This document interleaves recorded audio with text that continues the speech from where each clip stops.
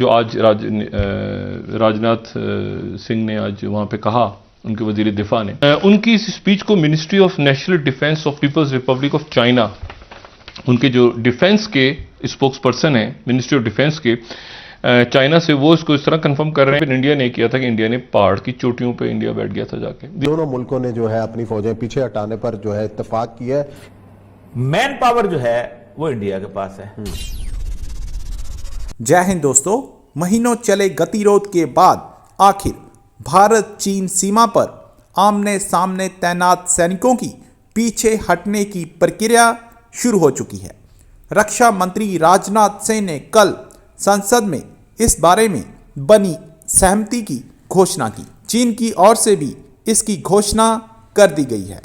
पिछले साल हुई गलवान घाटी की घटना के बाद आखिर चीन को भारत के आगे झुकना ही पड़ा। पाकिस्तानी मीडिया को रक्षा मंत्री राजनाथ सिंह की संसद में इस घोषणा के बाद जोर का झटका लगा है। पाकिस्तानी मीडिया ये बता रहा है कि क्योंकि भारत ने लद्दाख में ऊंची चोटियों पर अपना कब्जा कर लिया था, इसलिए चीनी फौज वहां असुरक्षित महसूस कर रही थी, इसलिए वहां चीन की भारत के आगे एक ना चली।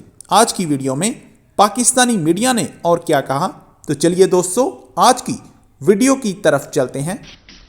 चाइना और इंडिया के दरमियान तलखियों में कमी आना शुरू हुई है पहली दफा, और ये पिछले साल मई में जो वाकयात पेश आए थे, उन वाकयात के बाद और फिर तनाव बढ़ता गया, फिर जून के अंदर और लड़ाई हो गई, फिर होते होते पहली दफ़ा जो है वो ये है कि आज राजनाथ सिंह जो उनके वजीर दिफा हैं इंडिया के, उन्होंने अपनी राजीव सभा के अंदर तकरीर करते हुए ये कहा है कि जी हमारा एक एग्रीमेंट जो है वो हो गया है, और वो अगले 48 घंटों में, यानी कल से लेके आज तकरीर की है तो कल तक, या अगर लॉजिस्टिक्स का कोई प्रॉब्लम होता है तो एक आध दिन आगे भी कोई इशू नहीं है।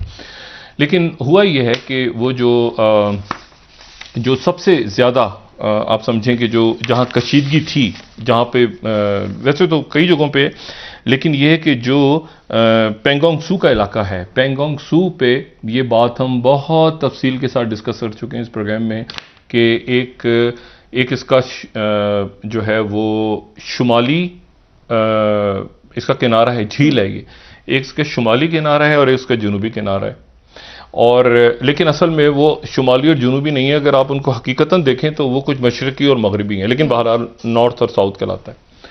तो खबर यह है जो आज राजनाथ सिंह ने आज वहाँ पे कहा, उनके वजीर दिफा ने, वो ये कहा कि 48 घंटों में ये तय हुआ है कि 48 घंटों के अंदर पेंगोंग सू जो है वहाँ से दोनों फौजें पीछे हटेंगी।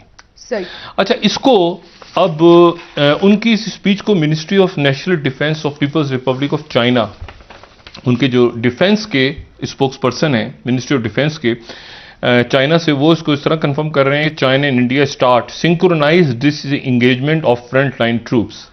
ठीक है, ये चाइना की तरफ से ऐलान हुआ, और फिर उसके बाद उन्होंने उनके ग्लोबल टाइम्स ने इसको इस तरह से किया कि China India armies disengage breakthrough in returning to peace, और उसके बाद फिर इसी को फिर इंडियन एक्सप्रेस और बाकी उनका मीडिया जो है वो कर। अब हुआ किस तरह से, इसको बुनियादी तौर पर इस तरह समझें कि जो आखिरी इनकी मुलाकात हुई थी 24 जनवरी को, और 24 जनवरी को उसके बाद फिर बैकडोर डिप्लोमेसी चलती रही, और ये अच्छा हुआ, इससे आगे जा नहीं सकते और जाना भी नहीं चाहिए। और ख़ास तौर पे ये जो ग्लेशियर्स पिघल रहे हैं, और ये उत्तराखंड का जो डैम के अंदर लोग फंसे हुए हैं और दरिया में, और यहाँ हमारा भी ग्लेशियर के अंदर हमारे हीरो और गैर मुल्की, अल्लाह ताला करे अभी भी कोई अच्छी खबर आ जाए। तो ये जो क्लाइमेट चेंजेस की, तो ये पहाड़ों के, और तो बातचीत होनी चाहिए, जंगें तो मसाइल का हल नहीं होती, लेकिन यह है कि अब वो अगर ऐसी सूरत हाल बन जाए कि अपने मुल्क के लोगों से ही बातचीत ना करें मोदी साहब, तो फिर एक बड़ा मसला हो जाता है। तो वहाँ पर अब चाइना जो है वो ये तय हुआ है कि पेंगोंग सू की जो झील है उसको जो पहाड़ हैं उनकी, मैं हमेशा कहता हूँ दिखाता हूँ, उनके 8 उनको फिंगर्स हैं, ऐसे करके पहाड़ बना हुआ है। तो पहाड़ जो है वो चाइना जो है वो फिंगर 8 तक था, ठीक है। और इंडिया जो है वो फिंगर 3 तक था। और यहाँ पर फिर इंडिया ने ये किया था कि इंडिया के पास कोई रास्ता नहीं था, तो इंडिया ने फिर जो झील के उस तरफ का हिस्सा है, यानी फिंगर्स तो शुमाल की साइड पे हैं, तो जो जनूब की साइड है, जो साउथ बैंक है, या जिसको वेस्ट और ईस्ट में कंफ्यूज हो जाते हैं लोग, उस तरफ जो बारह दूसरी तरफ पे फिर इंडिया ने किया था कि इंडिया ने पहाड़ की चोटियों पे इंडिया बैठ गया था जाके। अब ये हुआ है कि चाइना अपनी ट्रूप्स को पीछे लेके जाएगा, और पीछे ले जाके उनको जो है वो पीछे ले जाते लगते सिरिजाप 2 की एक जो जगह, जो बेस कैंप जहां पहले था, वो पहले जिस जगह पे था वहां तक चाइना आ जाएगा, और उसके बाद इंडिया भी ये जो पहाड़ों की चोटियां हैं इनको खाली करके पीछे जाएगा। चीन और इंडिया ने लद्दाख के हवाले से जो वहां पे कशीदगी जारी है, इस हवाले से जो इकदाम जारी है, और एक इतला ये है कि दोनों मुल्कों ने जो है अपनी फौजें पीछे हटाने पर जो है इत्तेफाक किया है। सी पैक का रास्ता रोकने के लिए हो रहा है, और आगे चलकर ये किस हद तक जो भारत है अपने अज़ाइम में कामयाब हो सकता है। कहा जाता है कि एक 4 रुकनी जो क्वाड बना है, जिसके बारे में कहा जाता है कि मॉडिबंड क्वाड है, जिसमें जापान, ऑस्ट्रेलिया, इंडिया और अमेरिका, ये 4 ममालिक शामिल हैं। सही। और ये चाहते हैं कि किसी न किसी तरीके से इंडो पैसिफिक रीजन पे अपनी एक मोनोपोली को कायम करें। मैन पावर जो है वो इंडिया के पास है। इसके ऊपर चाइना ने पिछले दिनों बहुत जबरदस्त तबसरा किया। उसने कहा कि इंडिया जो है इस वक्त दुनिया में सबसे ज्यादा असला खरीदने वाला मुल्क बन गया है। राजनाथ ने बयान दिया है कि 2-2.5 घंटे 5:43 के ऊपर पार्लियामेंट में बयान दिया है, और उसने कहा है कि that the two countries had agreed on a phased disengagement around Pangong Lake where they have been overlapping claims. Both sides have agreed that their security forces around the lake would gradually retreat to the positions they held before the border tensions flared up last year.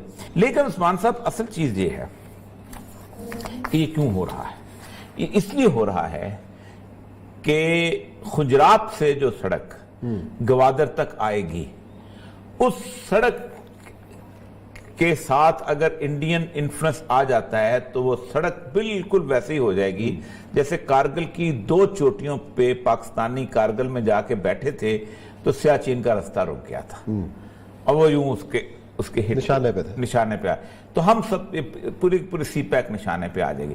तो सी pack अगर निशाने पे आ गया तो इसका मतलब यह है कि आप किसी भी दिन उस पीस टाइम पीरियड को वॉर टाइम में तब्दील कर सकते हैं, और वॉर टाइम में न भी अगर आप तब्दील करें तो आप उसके जरिए इन्फिल्ट्रेटर ही भेजना शुरू कर दें, तो आप कितनी देर तक कर सकते हैं।